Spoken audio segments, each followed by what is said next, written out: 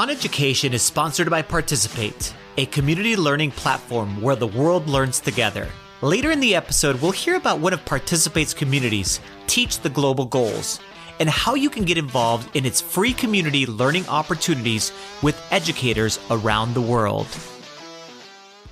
Oh, I guess we have to, let's see, we have to put in here what we're talking about. Brad, you have one job here, man. I know. Listen, preparing is just not my job. That should never be my job.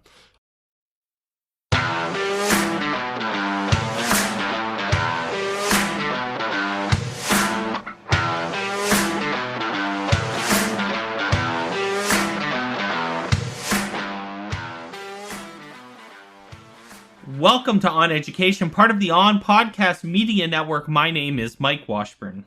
And I'm Brad Schreffler. Friends, we have an awesome pod for you today. We talk about travel plans coming up, games and videos worth checking out, and our guests today are the four authors of Inclusive Learning 365. I think it's the first time we recorded ever on Zoom. I'm trying to think of a time, anytime back in the day, whether we ever did a thing on Zoom, and I'm not sure we did. It's different. It's hard to record a podcast on Zoom. It's different. And now that you and I are trading off the editing responsibilities, you were so kind as to let me edit this episode that had 6 people at a time who definitely didn't talk over each other at least once.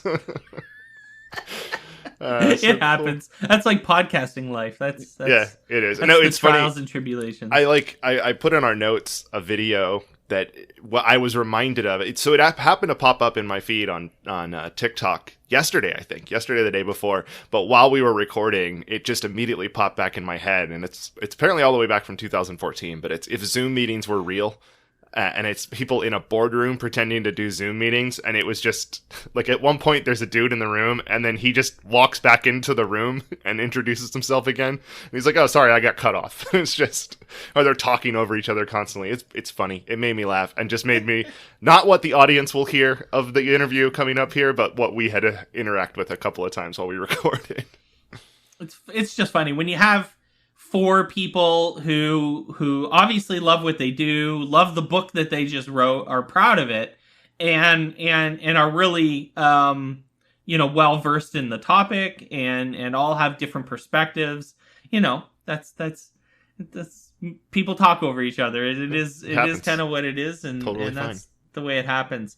So it's funny. I was telling them that I'm going away for the first time. I'm staying at a hotel Tuesday night because my flight's early, but I'm going to New York City, which is underwater apparently, unfortunately. I'm going to New York City, next week, for my first travels, in the pandemic period, I suppose. So I'm a little nervous. I have to jump through a billion hoops just to get on a damn plane these days, which is insane. Like, if you thought it was bad before, we'll see. We'll see how it goes. I'll tell you all about it. I'm quarantining when I get home because my youngest son has a surgery on the 15th. I get home on the 10th, and I don't want to mess with his ability to get that surgery done. It's just his tonsils out. I shouldn't say it's like a big deal, but but I don't want to mess with it. So I'm going to be living in my basement for the 5 days. Basically. How different is that from normal though? Not a whole lot different. I joked about it in a meeting that the biggest difference is that the biggest, most substantial difference of me staying in the basement is that I'm not going to be doing a lot of the cooking, which is what I normally do. I cook probably 90% of our meals, and I won't be. So that's going to be the hardest adjustment to that. This will be a good test with your kids though. When you get done with your quarantine and you're making the first breakfast or lunch and they're like, oh, can't mom cook again? Then you'll know they really want her to do the cooking instead I'm a of you. way better cook than Cheryl. I'm a way better cook than Cheryl. Oh, throwing that out there. No hesitation. She's gonna listen to this. She's gonna make you sleep in the basement for a week. Right. Yeah, I'll be quarantining for a year. So yeah. Football season has started. Yeah, in full swing down here in Florida. So I had 2 nights in a row of football actually, because my college team, University of Central Florida, go Knights, charge on. They had their first home game of the season on Thursday night, and then yesterday, Friday night, was the first game for the high school I'm at, home game, and both of them experienced weather delays due to rain and lightning. And both of them resulted in me spending hours outside in the rain with wet feet. So, I actually really enjoy football. I don't mind even chaperoning football games when I'm an admin. But doing it in the pouring down rain and standing by a fence and telling people to stop standing at the fence for hours was not super fun. It also resulted in an 18-hour straight day. That doesn't sound like football to me.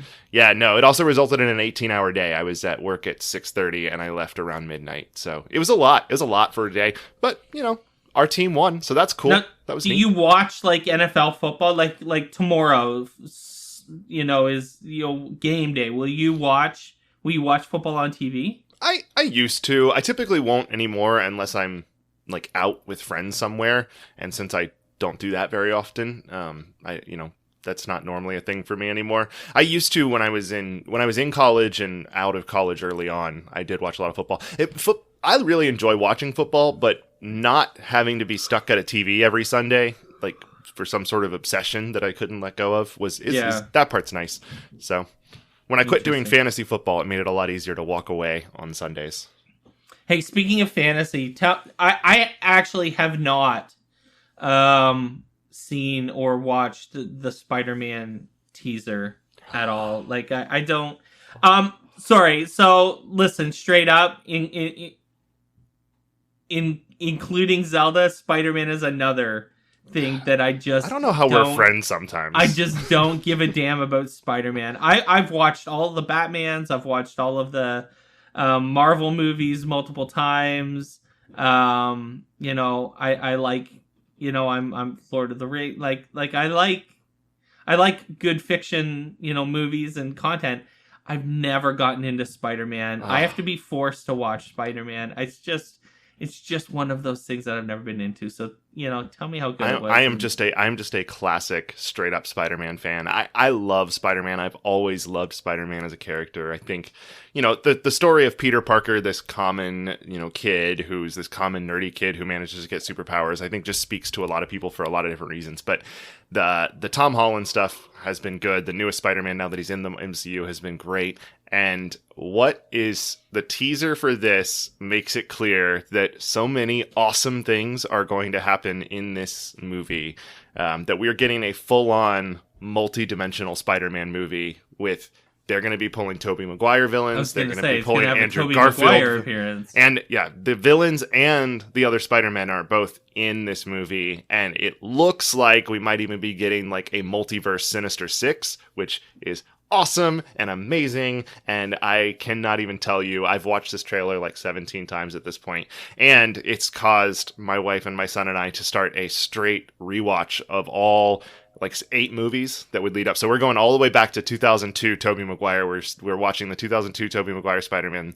Then we're almost done with the first one, and then we've got second and third. Then we'll do the 2 Andrew Garfields. I'm also making my son watch the 97, the late 90s Spider-Man cartoon that was awesome on Fox Kids back in the day. So it's all Spider-Man in my house right now, getting ready. You might have been able to get me if they had done what I thought they were going to do at one point, which was cast Donald Glover as Miles Morales. But they didn't. Yeah. And so they didn't get me. So he's I was kind of here for that. So he's Miles Morales' uncle, technically. Oh, is he in the movies? No, but his appearance, the way they credited him in his appearance in the first Spider-Man with Tom Holland, it implies pretty heavily that he would be Miles Morales' uncle, the Prowler. But yeah, interesting. There we go. So maybe there is maybe we will see Childish Gambino. We may. You never know. I might be down for that. It's funny. So I've been thinking about this a little bit, and I kind of it's funny that the last episode we talked about this streamer who was simulating his stream as if he was a sim character and letting people and you know, I've been going through some meetings at work, vetting basically online community platforms, for use at Paper. And one of the things that is striking me as obvious these days is that gaming and gamification, has so become universal in its adoption and usage and is a common passion of so many people. And that's what I've been thinking about this week when I've been in these meetings. But also, what's really funny is, Paper uses Slack, and someone had started a video games Slack channel in our Slack company Slack, and then wrote in the general Slack, if you're down with video games, join the video games channel. And it was instantly full. Like, we have about 200 full-time employees at Paper, and there was instantly like 50 people pop in there having great conversations about video games, and it was so funny and revealing. It shouldn't surprise anyone that at a technology company there would be people into video games, obviously, but it just, between these meetings and that funny Slack experience, it just reminded me how important it is that teachers, so I can pivot this to education super easy, and that's that educators need to remember that like gamification has become universal in its application, and it is a language that almost every single human understands in some way, shape, or form. And if that's not what we're trying to do in education, then I don't know what the hell we're trying to do, because what we actually need to be trying to do, right, is finding those universal ways that we can all connect with each other and learn together. And it's becoming so obvious that gamification is one of those ways.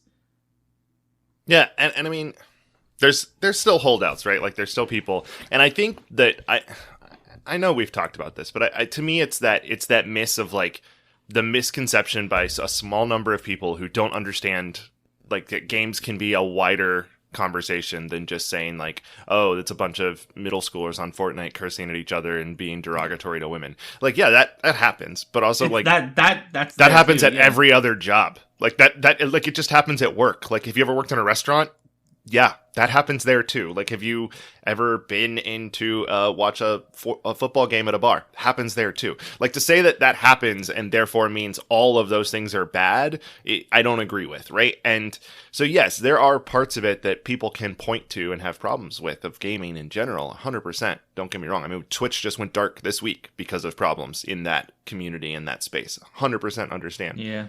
But that doesn't mean that it's all bad, right? And I think that when we talk about games as a universal language, going beyond just video games in general is also a really powerful thing, because the psychology of why games work as a learning tool is true beyond just video games. It's just, in my opinion, modern kids these days are more interested in video games because they're more dynamic and engaging than playing a game of Scrabble. Not that I don't like Scrabble. Scrabble's fine. But there's a difference between video games and board games and card games. But that the psychology, the game mechanics, the things we can integrate into classrooms and use to teach are still there. But also that community piece. I mean, I know you support this, but just having a board game night with your family or friends, that's the best, right? Like, just hanging out, chatting, laughing, making fun of each other for bad decisions. Those are all true across the board. And they do cause communication, cause interaction, cause human connections. And so to get sidetracked and stuck on the little pieces that are not that, I don't support, and I think we absolutely need more inclusion of it and acceptance of it in the education space, and we're getting there. We've moved that needle way farther than we have in a long, long time, for sure. For sure. So just something to think about for all you out there. And, if you ever have any questions about like gamification, there are tons of people that are super willing on Twitter to talk about this and even guide you through it, including myself. And I won't speak for Brad, but, probably Brad too. Probably Brad. He's got tons of free time. Tons of free time. So there's lots of people that you can reach out to. So if you're still on the fence, I imagine if you're listening to this podcast, you're probably not on the fence. We're kind of preaching to the choir here, but hopefully you can like share this with someone and, they might be on the fence. Yeah, there might be people listening that agree with it, but haven't actually taken the steps in their classroom, right? I think that's a definite possibility. There you go. Take those steps. There's the takeaway. Hey, we have a really good interview. It's long and excellent, and so we want to get to it right away. So when we come back, we'll be talking to the 4 authors of Inclusive Learning 365. So stay with us. It is like a spider web. These diverse, interconnected spaces help and inspire us to understand, empathize, and take local action in our schools. That's Yajaira Guedes, a facilitator within the Teach the Global Goals community on Participate. The community is home to hundreds of resources, courses, and educators around the world, collaborating on how to bring the United Nations 17 Sustainable Development Goals into the classroom. With our students, and as a collective to be a powerful force to achieve the vision of a more peaceful, healthy, and equitable world. We'll hear more later in the episode from another community facilitator on why you should get involved. Welcome back to the podcast, everyone. Our guests this week, 4 of them, are authors of Inclusive Learning 365, EdTech Strategies for every day of the year. It's published by ISTE. This book has amazing ideas for how to design meaningful, inclusive instruction. 365 of them, actually. It seems to work that way. Welcome to the podcast, Chris Bugaj, Karen Janowski, Mike Marotta, and Beth Poss. Welcome, everyone. Great to be here. Thank you. Thanks. Happy to be here. Awesome. 4 people. This is exciting. So I'm actually going to, because I didn't really share your bios like we normally do, so I'd like to go around the room and do that. We'll start with Chris, and then Karen, then Mike, and then Beth. Go ahead and tell our audience a little bit about who you are, what you do, your background in inclusive learning, anything you want to share. Yeah, so my name's Chris Bugaj, and I am the Assistive Technology Specialist for Loudoun County Public Schools, which is up in Northern Virginia. And the quick story there is that I'm my background is as a speech-language pathologist, actually.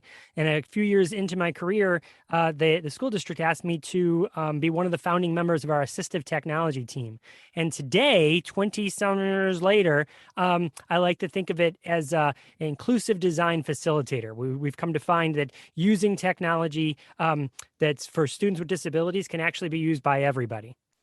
And I'm Karen Janowski. I am an assistive and inclusive technologies consultant in the greater Boston area. My background is as an occupational therapist. And when I first started working over 30 years ago, I noticed that we seem to make students dependent on adults through the strategies that we use. And so I decided to really get into this whole assistive tech, EdTech area to promote and empower learners for independence and success.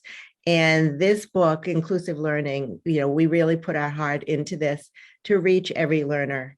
And it's really an exciting time to share it with them, with everyone. It's really for all educators, not just special education. And hey, everybody, I'm Mike Marotta. I am it's so funny. I come to education a little bit differently than the rest of my cohorts here. I'm an engineer by training that found his way into this world of assistive technology to help people with disabilities. And that was 30 plus years ago. And I couldn't imagine doing anything else but that now. So I kind of wear multiple hats. I'm a consultant similar to Karen. I have my own consultant company that I go out around the country and work with teams and work with state agencies to help them provide services to students with disabilities. And then I'm also the director of the New Jersey Assistive Technology Advocacy Center, which is our federally funded Assistive Technology Act project for our state. So making sure that people across New Jersey get access to and understand the benefits of assistive technology. I'm glad to be here. And I'm Beth Poss, and I am currently the Director of Educational Programs for a EdTech company, Lesson Picks.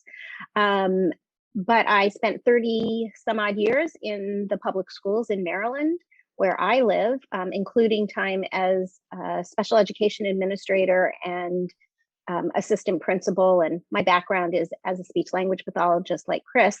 But I like to refer to myself in general as an inclusion advocate. And what I found in my long tenure in public education is that when we make education more inclusive for those who tend to be excluded, that we actually make education better for every learner. Awesome.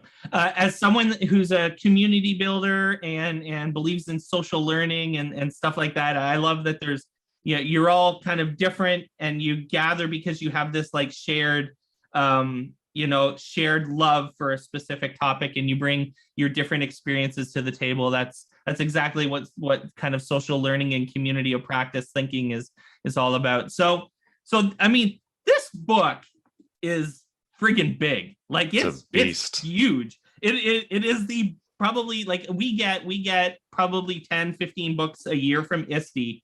And this is like one of our best partnerships is doing these interviews with ISTE writers. And this book is going to take up a lot of real estate on my bookshelf.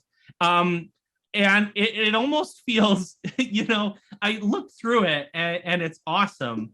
And read a bunch of things. And actually, my wife is a kindergarten teacher, and I was like, babe, there's stuff in here, like and she's really into inclusivity and equity. And she just tweeted a couple of days ago all the books she bought. You should go check out all the books she just bought to read to her classroom that are all about equity and race and gender identity, and so cool. This feels like an almost overwhelming in some cases amount of things that you need to do in order to feel like you're teaching inclusively. It would get real easy to feel bogged down maybe with like looking at this and going, oh my God, I'm not doing any of these. Where the hell do I start? So someone triage this for us. Where is the low hanging fruit in the book? All right, I'm going to take this one, everybody, and that is the idea that it's 365, that it's a steady march towards getting better, not trying to do it all at once. An inclusive strategy we talk about in the book is how if a student's going to be writing, you get this big white piece of paper or a big white digital space, and it feels overwhelming. What do I have to write? Well, we say break it down. Use a graphic organizer and fill in little spots. It's the same strategy for professional learning when it comes to inclusivity, is thinking, all right, where do I start? What's one strategy I can start with? And this book is built around that it's meant to be one strategy a day. And I think, Mike, yes, it seems overwhelming until you open the book and you see, oh, I don't need to read the entire book all in one, or even one chapter. There's a very short introduction explaining our philosophy. And I hope that people who read it adopt an inclusive mindset. But then you can go into the different categories. Maybe you really want to focus in on the reading category or the social emotional learning category or the professional learning. You can just dive in one strategy at a time. And so we really break it down very effectively to make it into bite-sized pieces that is more manageable. Yeah, and the other thing too is that as we start to break it down, one of the things that I always feel very positive about when people start looking at the book is some of the tools that connect to the strategies are tools they know already. And it makes them look at them a little differently, like, oh, I don't have to relearn something completely new, but instead I have to think a little differently about a tool I already know or something I already use. And that's exciting. That's why we started strategy first and worked towards tools so that people would make some of those connections. And I'll just add one last thing. is it's the idea that this should be viewed as just-in-time learning, so that you can use the indices to find what you need help with, and then it's just a page to read. Like for each strategy, it's literally a page with the idea that you can go in and find exactly what you need at that moment and apply it. And I think that's where that low-hanging fruit is, right? It is not intended for you to sit down and read this cover to cover. It's that you taking one little bite at a time. It's an inclusive learning field guide. Like you can, I need help with something for reading. I realize my reading inclusivity is weak. So you flip to the reading section, you look through the ideas, you pick one and you use it. And maybe a couple weeks later, you're reflecting on a writing lesson and you're like, this could be better. And so you flip to a writing option and try it, right? So maybe that's the best approach to this book for sure. That's super helpful, yeah. And I think, Mike, the other thing too is these are activities that learners are doing every day, but we want educators to really evaluate them through an inclusive lens so they see them differently. They may, it's just a whole different paradigm shift, a whole different mindset in thinking about how can I offer this type of activity or this instructional method in a way that is more inclusive. So there's strategies around every possibility in the classroom. Yeah, it's really neat. I'm even as we're talking, I'm still skimming through it. Like I just kind of find myself picking random pages and looking at them, like, because I don't obviously have a lesson to plan as we're in the middle of a podcast, but as I'm looking at it, I could kind of to one of your points that you go through it and you find that there's tools you already know inside of here. Like just flipping through in the last 30 seconds or so, I found Minecraft. I found I forgot the name of it. Scratch. There's the one I'm looking for. Things that have been on this show many, many times before that Mike and I have both talked about are in here.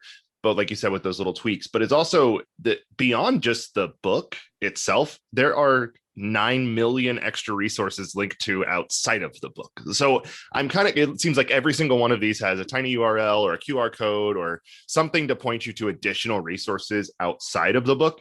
So my question is kind of just looking at this, it just looks like the most 17 years of work for the four of you I've ever seen in my life.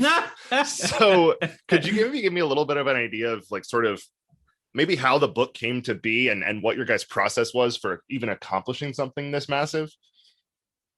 This was actually something that came out of work that Chris with his team had been doing for a really long time. They had created a strategy of the day calendar that their team had produced for many, many years. And it was one of those rip-off calendars that, you would sit on the top of your desk and rip off for each day. And they would share it out at trainings that they would all do. They provided it to their educators. And it got an overwhelmingly positive response everywhere that they shared it. And Chris is a previous ISTE author. He's got a couple of other books that were written by ISTE.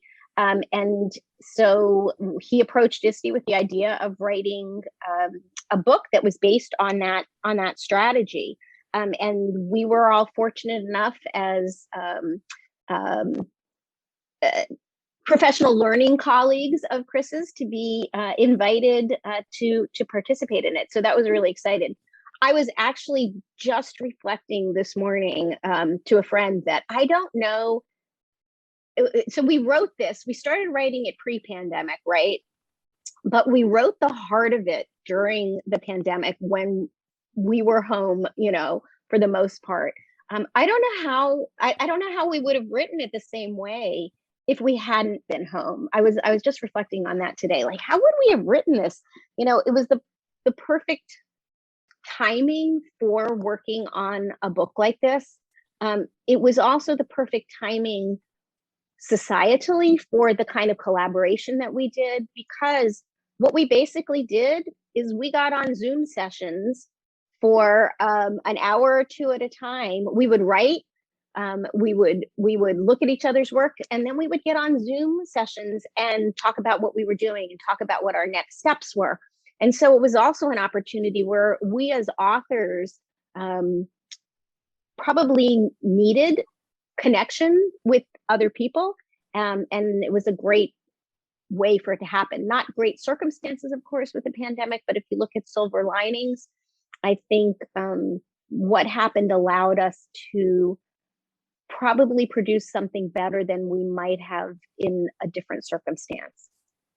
So the pandemic lens, though, had to have changed. Like equity was a big part of the pandemic conversation. Device equity, homes with internets. I mean, how many stories did we read of kids sitting outside the front steps of their school just so they could get the damn Wi-Fi connection because they didn't have access at home? We saw news articles about that, like kids sitting for 8 hours in the front steps of their school to do their work because they weren't allowed in the school, but they couldn't have access. That happened all the time.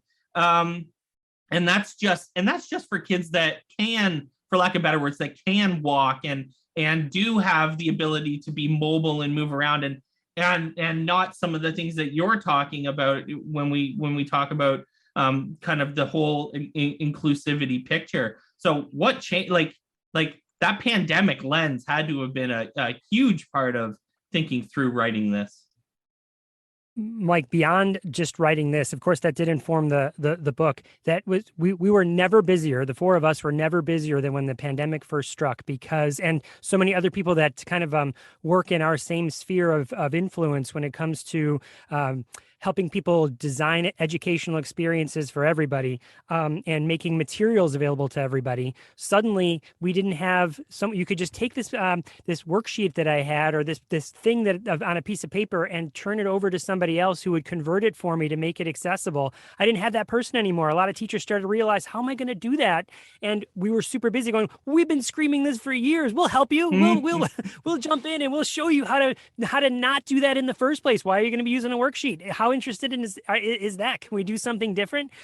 Which I know is something you talk about all the time, right? Making it much more engaging and an empowering experience school, rather than just do the mundane, boring things. So this is that sort of spotlight that was shined on, or shone on how inaccessible things were, and how little people knew about it, was really a bright spot for us. Literally a bright spot, because we could then go in and say, yeah, here, these are strategies, and easy to do strategies. We can show you how to choose this instead of that, and how you can use an accessibility checker, or use immersive reader, or use well, there's all sorts of different strategies that we use with the tools that support them. And finally, Chris, people were ready to listen to that, right? Yeah. Right. That's what it was, is that we got to that point where it wasn't just us screaming into the vacuum. It was people having a very personal experience to connect that to understand why. It was their students now, instead of just some kid somewhere else. Right. And yet, Mike, both Mikes, I am more terrified than ever right now, probably more than pre-pandemic, because I've got kids of my own going back into school, and now they're coming back with their backpacks filled with papers again. And I'm like, have you not learned anything? Well, Dad, look at all the papers I have.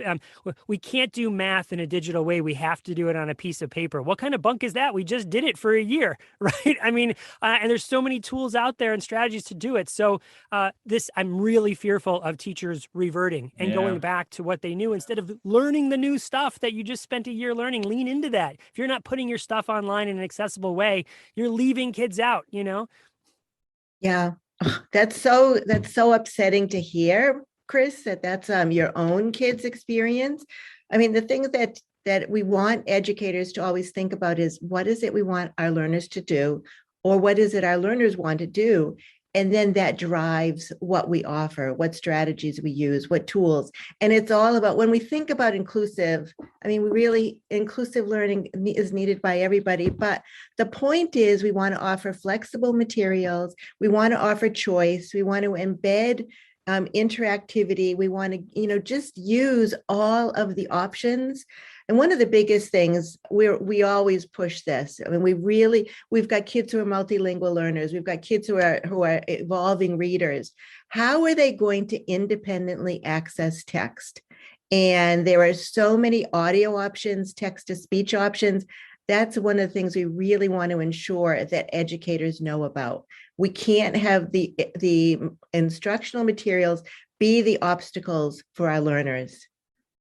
Which is exactly what's happening in Chris's case that he just described. We've reverted back to the way it was, as if the way it was good. And it's really not for many, many learners. Yeah. I'm curious, as my new role as an assistant principal, I look at a lot of these materials now with a mindset of what can I do with this in my own school with my own teachers. So I'm curious if, as a school leader, how would you take this book to your staff? Because as we've talked about, the massiveness of it is a lot. So if I told every one of my teachers, okay, book study time, here's this 700-page book, let's have fun, I don't think that's going to go over great. So what would you recommend in terms of using this to drive real change at the school level? So Brad, I'm actually doing a 2-part book study with our local ISTE branch, MassQ, and it's only 2 parts. The first part kind of set the stage, and we really talked about adopting that inclusive mindset and about, some of the things that we really want to reconsider and think about. And then on the final session, what we're doing, and actually we're using a Padlet for this, encouraging people to look at individual strategies and think about implementing them and seeing how it works and sharing the ideas. So I know that you guys keep talking about the thickness of the book, but again, digest it in small pieces. Look, maybe you're focusing in on research and studying. So go to that section and just adopt or implement 1 or 2 strategies and see how it works, and share it when we meet again the second time. Let's share those ideas that worked. So it's just, small chunks. Yeah, Awesome. if I was back in my school as the assistant principal, where I was in charge of leading many a book study, I would absolutely not set the expectation that all of my staff were going to read this from cover to cover. No. There's a lot of different ways. I might break it up based on, and you said you're in a high school, so I might break it up based on content, right? It'd be perfect. Have my math and science teachers be exploring the STEM part. Have my social studies teachers maybe looking at the writing or the research angle. Have my English language arts staff split up the reading, looking at those different things, making sure that my art teachers and my music teachers, maybe I would be pairing them with my math and science teachers to do that STEM section. We have all of that as a part of it. And then you could actually take one of the strategies that's in the book, which is pineapple charts, which is basically a strategy where you have educators getting to observe each other doing a lesson, right? So have that opportunity for your staff to be able to see that lesson, a lesson where they've applied one of the strategies in person, where they get to sign up and say, I'm going to go visit, a teacher says, I'm going to make my classroom available at this time for somebody to come and see, and you sign up to go and do that. There's lots of different, ways that you might be able to do it. Have some carousel or round robin type sharing of those. Again, not having the expectation that this is all going to be devoured in one sitting, but that you're going to have bite-sized chunks, and maybe those bite-sized chunks are going to be one of each sections for each different group across the year. Like that whole group is only going to explore one section reading it, but that everybody's going to come together and share what they've learned from it. Yeah, I actually see this as kind of an interesting opportunity to take the book study approach and put it on its ear, because this isn't what I would consider a traditional book, because it lends itself to more conversation around the larger concept of inclusive learning. And so that is kind of your touchstone. but yet it gives you these opportunities. And when Beth said that carousel learning, or this idea of breaking us out into groups, that's exactly what I was thinking. It's almost ed campy in its approach, where everybody chooses a path through this, with the overarching conversation being more inclusive learning. But yet I choose to go to reading this time. And then maybe next time I choose to go to research and studying. And it gives me those different paths to get to the core of not just learning more tools, because I really do feel like we need to break people of that. You don't always need to learn more tools.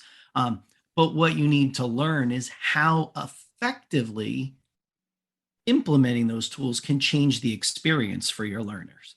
And so even if people are in those groups and they haven't experienced any of those strategies yet, just hearing from others, from colleagues that might be doing that, will jumpstart their interest in perhaps pursuing that as well. So I think I'm excited to do one. I crashed into Karen's book study that she was running just because it seems really fun. So I'm looking forward to running one too, because I think it has a lot of potential.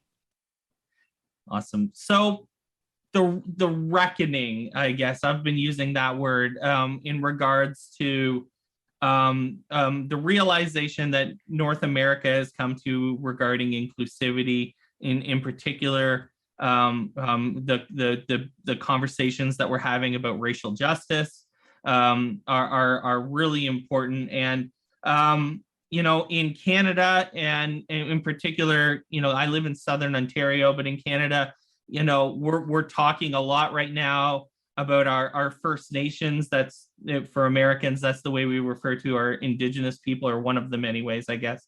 But we're having a lot of conversations about how to work with our First Nations peoples, in particular in the light of what's happened, with residential schools. We are in the midst of having our own, brutal legacies kind of revealed. Canada is sometimes, talked about in this like idyllic way. But we have demons too, and holding ourselves up as high and mighty. You guys had slavery. Well, I mean, we did some pretty bad shit too. So like, it's not all rainbows and sunshine up here either. And so the point I am getting to a question, I promise, is that in the midst of this reckoning, in the midst of this realization that we need to help students feel seen and help students tackle and deal with everything that's going on in the world, I'm seeing a lot of performative action, a lot of like, hey, we'll put some posters of First Nations people on the damn wall and bam, we're done. I am being so inclusive, I can't even. And it's happening a lot. It's happening a lot in Southern Ontario, and it's pissing me off, to be honest, because like there are schools in particular, there's a school board, and I'm happy to call them up because I have nothing to lose here. But the school board, PDSB, Peel District School Board, one of the largest school boards in Canada, is predominantly East Asian people, India, Pakistan, Philippines, and they're not helping those people almost at all in a lot of cases. And if they are, it's super performative. It's let's read a story about Ramadan and then we're done. We crushed it. So my actual question is, what are the risks? And this is across the board, not just with race issues, but with inclusivity across the board. What are the risks of performative inclusivity?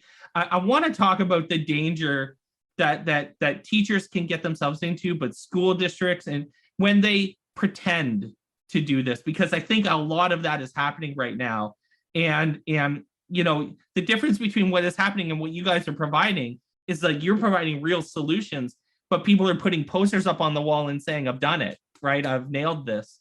and what are the risks of that? What are the dangers we face? Some of you have been in school administration, and you understand this, I hope, a little bit. And I'd love to hear your thoughts on this. I'll be happy to chime in on that. And I think it is a very real feel. I think there has been a lot of increased attention to it, but it comes down to not simply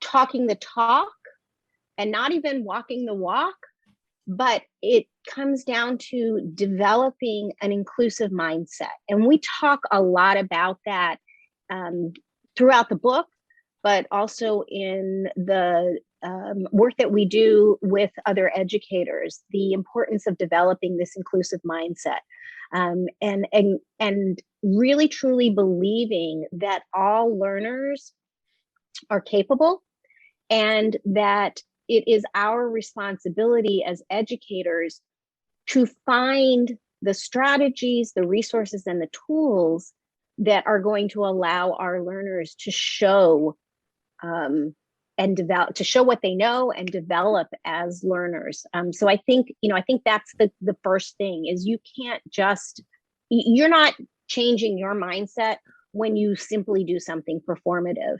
And I have to say, as a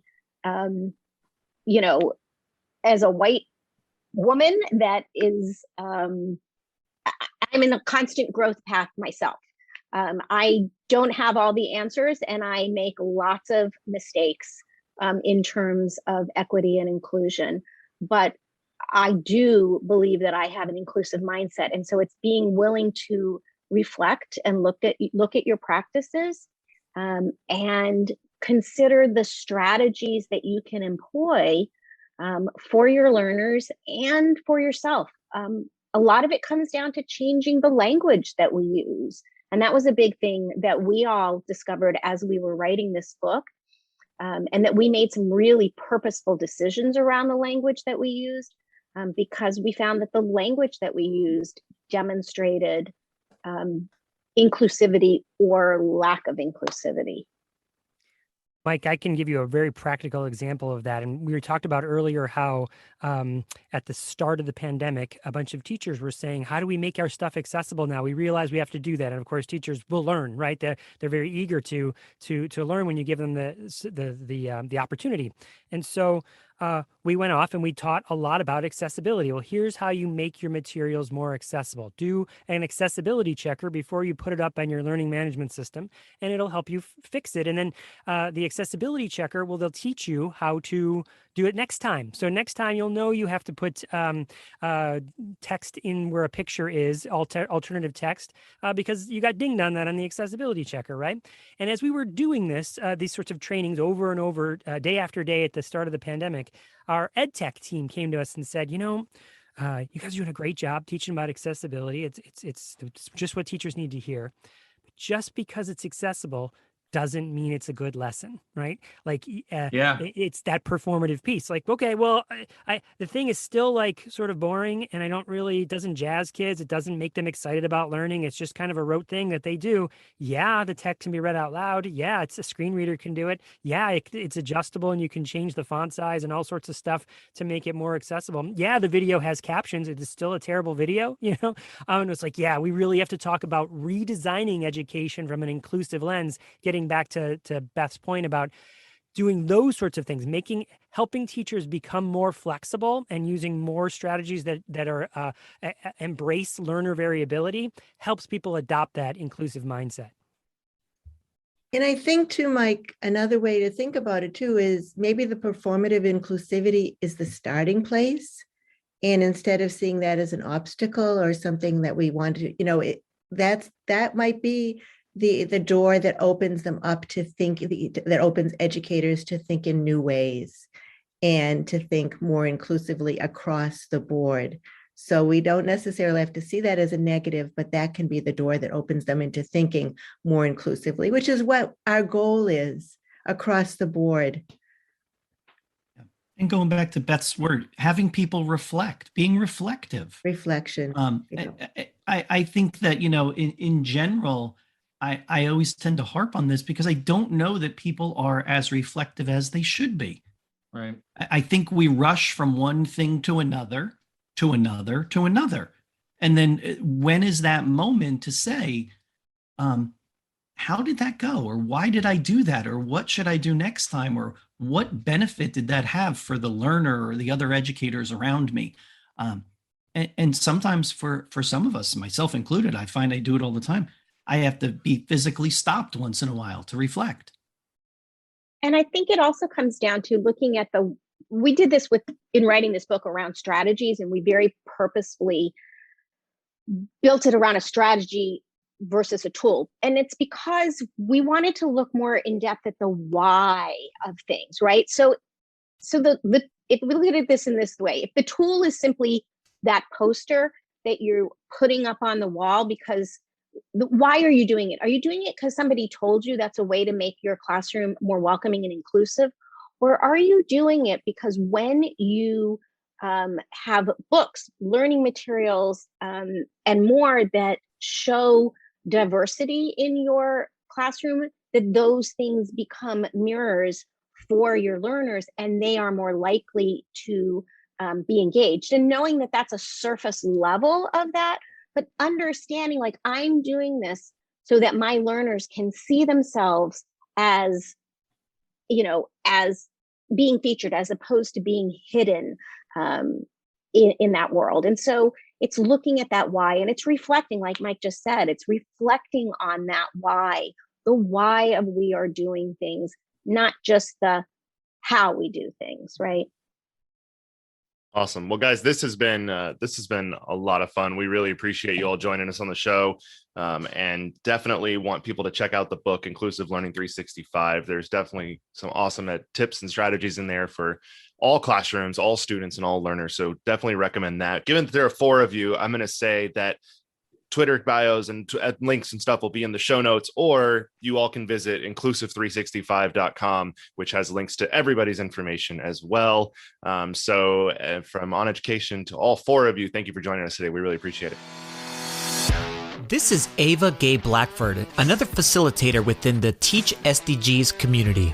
I believe that education is the most powerful force to encourage human rights and dignity, to wipe out poverty and strengthen sustainability, to build a better future for all. I think others should join this community because it creates a support network for members and serves as a global gathering place for teachers to share stories and support one another as we all figure out what learning looks like during the current global pandemic. To access hundreds of resources about the global goals and to connect with almost 1,000 educators around the world, join the free Teach the Global Goals community. Visit go.participate.com/global goals to get started. Thanks for listening to OnEducation. My name is Brad Treffler. My co-host is Mike Washburn. OnEducation is part of the On Podcast Media Network. You can listen to this show and many others by great educators like Monica Burns, Mike Matera, Tisha Richmond, and many more by visiting onpodcastmedia.com. Want to get in touch with us? Check out our website at oneducationpodcast.com. You can tweet us at oneducationpod. Mike is at Mr. Washburn on Twitter, and I can be found at Brad Schruffler. You can find us on Facebook by visiting facebook.com/oneducationpod. We're also on Instagram at OnEducationPod. If you're enjoying the show and think others would too, we would be thrilled if you would share it with them. Please leave us a rating and review in Apple Podcasts or Google Podcasts. When you leave a rating, it gives our rankings a boost. This helps others discover the show. We want to thank our presenting sponsor, Participate, for supporting us. Check out participate.com to learn more about them. Thanks as always for listening, stay awesome, and see you soon.